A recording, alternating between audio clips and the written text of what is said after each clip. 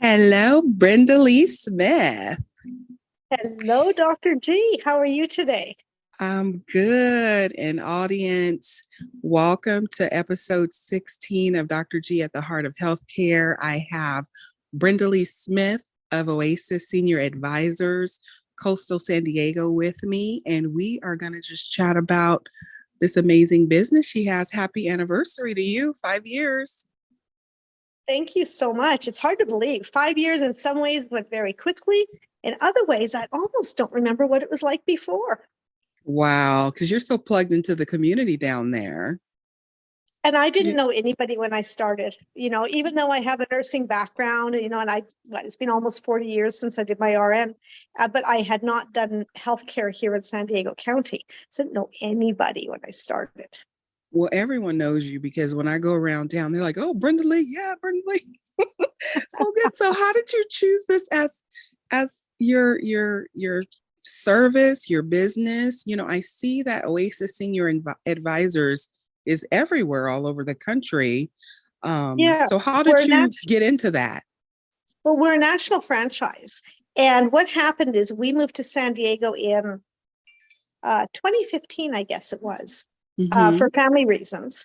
And I was Mm-hmm. trying to figure out what I was going to do. And of course, like many of us, my own parents were going through health challenges.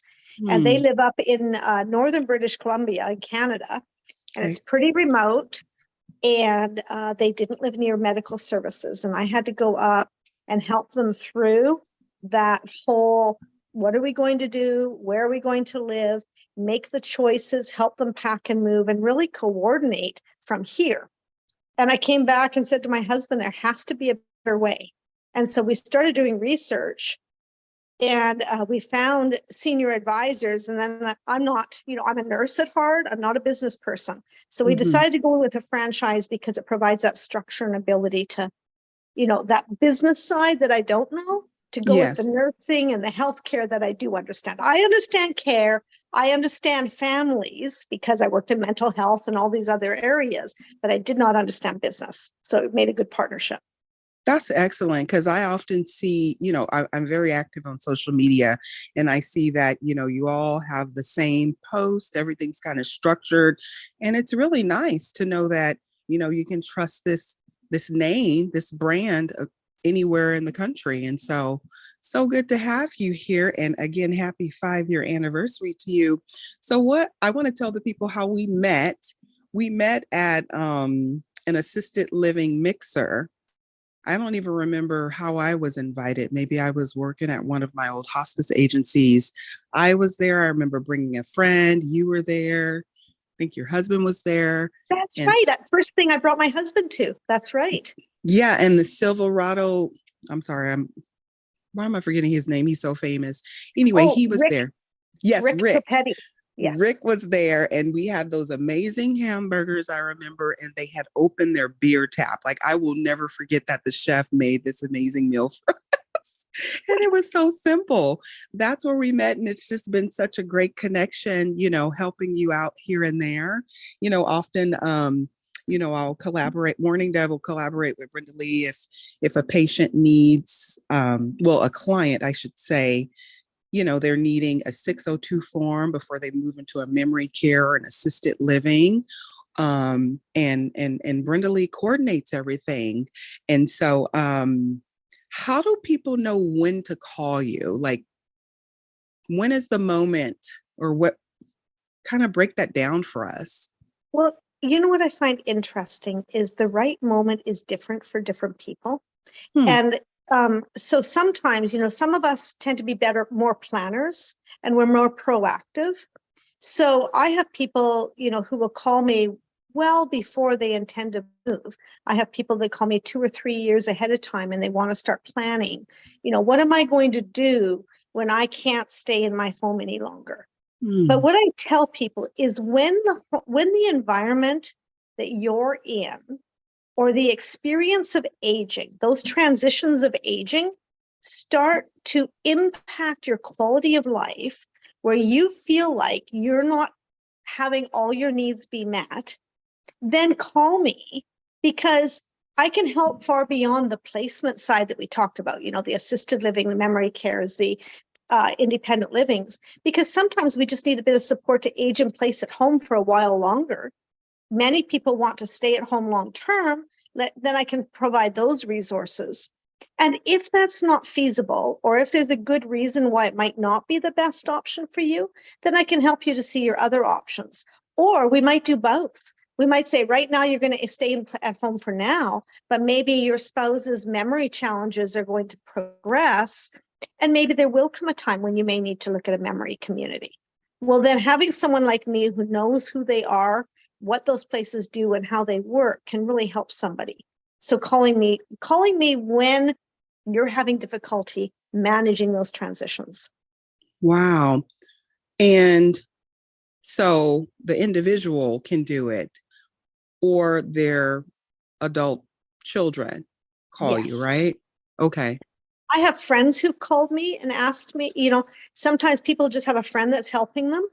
I've had doctors who've called me and asked me to refer to somebody, or actually often what happens is, say, for example, I work with one neurologist quite closely, is he just keeps a stack of my business cards and brochures and he just hands them to his patients and tells them to call me to be able to start that planning process. But, you know, there's all sorts of ways that people come in contact with me. But if it's an individual, they can find me online. Often it's word of mouth, you know, that they find me by. That's interesting. You know, doing the work that I do in hospice, obviously, I see a lot, and it makes me reflect on my own life, you know, down the road, 20, 30, 40 years, however long I live, you know, how are we going to be prepared? And I just, in my observations, it just seems like people aren't prepared. Like it's a surprise. It's uncertain. It's chaotic when things are going on. So how soon can people call you? Like, when should we start planning to age in place, or get those things set up? Because it just seems like it's always so chaotic from my Yeah. observations. Well, you know, the first thing I usually refer my clients to is actually if they don't have their trust and their documents in order for their powers of attorney, you got to do that right away, because we don't know when we'll ever need it. Right? Okay. Those things are things we should do now. But when it Yes. comes to calling me for planning for the future, if someone has a chronic or long-term or some sort of diagnosis that maybe is terminal in some way, or has a long, slow decline, then that long, slow decline can come to the point where it becomes too overwhelming to make the move. And then we actually become immobilized by our condition. And then we don't want to do it because it's too hard. But I'm a member of the National Aging in Place Council, and they have these 5 pillars for successful aging at home. And usually what I say is, if these 5 cannot be met at home, and you're not flourishing in these 5 areas, and I'll list them in a minute. If you're not flourishing in these 5 areas, then call me. Because any one of those areas being impacted, it means that we're not having, then your quality of life is being impacted. And those areas include your health and wellness, which makes sense. It includes, now watch, I got to make sure I can remember them all. So there's housing. I'll put a link in the show notes. That's right. So that's the National Aging in Place Council. So there's housing, and that means that your housing meets your needs. Can you do the stairs? Do you have the option, for example, with a bedroom downstairs with a full bathroom, for being able to navigate in your home? So housing, transportation. So often the inability to drive becomes a point where now your home is no longer a haven. You're actually stuck there and you don't have freedom anymore. You know, I often have people say, well, I don't want to move because I want my freedom. But if your home, if you're not actually free because you can't get about, then it becomes an issue. So you have housing, transportation, financial, right? So can you financially afford to stay in your home? You know, a lot of people want to age in place, but home care, for example, to bring into your home is astronomically expensive. You know, here in San Diego County, I'm frequently seeing $37, $40 an hour. to have to pay for home care to come in. Well, if somebody needs that 24 hours a day, that can get very expensive very quickly. So that's financial. There is socialization. So, again, our world often gets smaller, especially if we start to have some mild cognitive impairment or other issues, then we narrow our world down because it becomes overwhelming, but then we don't get the social interaction, which helps stimulate us and provides quality of life. And I'm trying to remember the fifth one. I'm sure it will come to me. Let's see.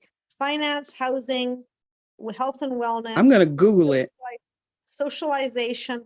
And what's number 5? That's Siri. Yes.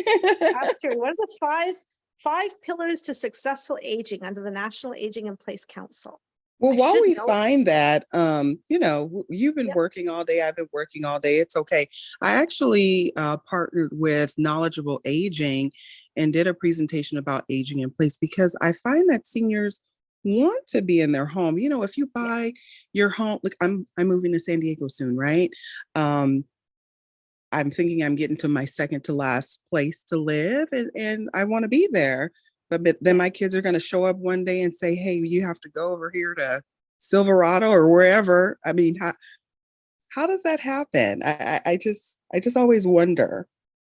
Well, one of the things I often will suggest to people to think about is we all want to age in place, age in our home, but home changes to meet our needs. Mm-hmm. So we don't live in the home we lived in as a child. I don't live in the one I went to college or when I got married, raised my children. Home changes to meet our needs. So why is it that we think that when we retire, all of a sudden we no longer need to make that change to meet our needs? That's a good point. What we call home should be flexible because and we make it fit our needs. And so, yes, for many of us, we are able to age in place in the home we raised our children in. But for some of us, it's not feasible. But it doesn't mean we lose home. It means we change what our home is. Because if we move to an independent living or an assisted, or if we have someone even with some form of if they have Alzheimer's or some other form of dementia, it becomes their home. So we need to move to the home at a point when it can still be home. So at that point when we can still make that adjustment to make it feel like our home.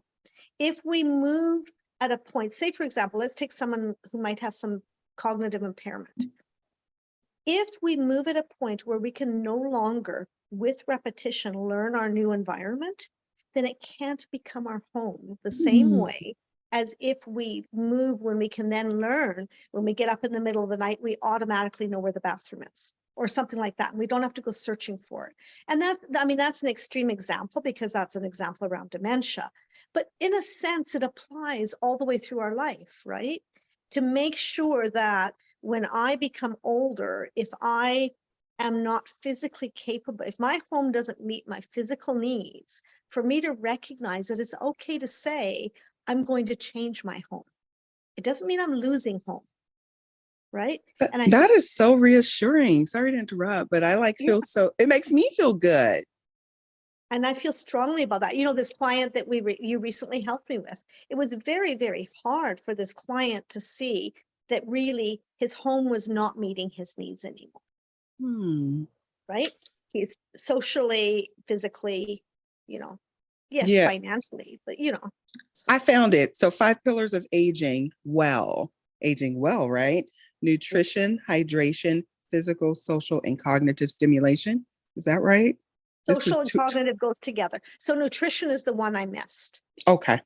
Right. Where you can maintain your nutrition. That comes up often in hospice. That's like one of our things that we're tracking when they have a nutritional decline. They're losing weight. They can't feed themselves. So that would make sense.